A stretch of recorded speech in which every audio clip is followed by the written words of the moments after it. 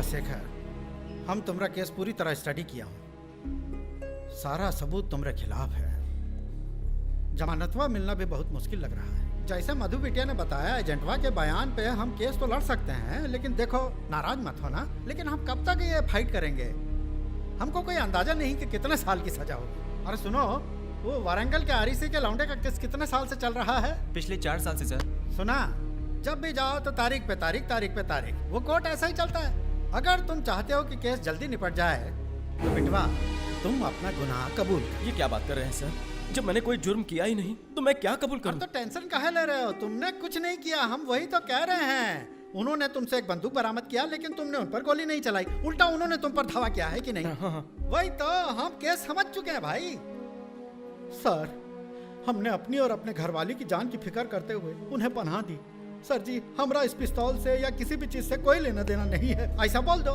बाकी केस हम संभाल लूंगा। ये सब क्या मधु? मैंने जो गुनाह किया ही नहीं, मैं उसे क्यों कबूल करूं सर? बिटवा, कपड़ा कांटे में फंस गया है। जोर से खींचोगे तो फट जाएगा।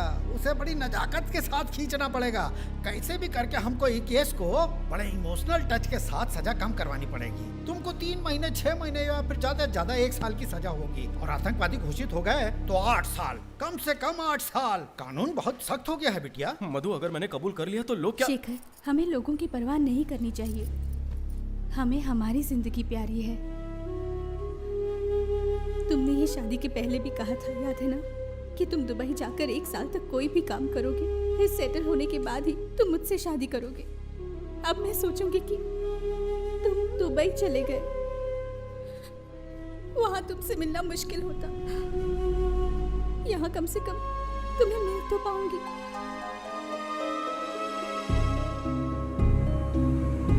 योर ऑनर, एन चंद्रशेखर उर्फ चंद्रशेखर, ये आदमी दुनिया की नजरों में भले ही एड एजेंसी के लिए काम करता हो, लेकिन इसके संबंध आतंकवादियों के साथ थे। और इतना ही नहीं, वो आतंकवादी को पनाह भी देता था। ना ही उसने ये किया, बल्कि उसने हथियार खरीदने में मदद भी की और आतंकवाद फैलाने की कोशिश की।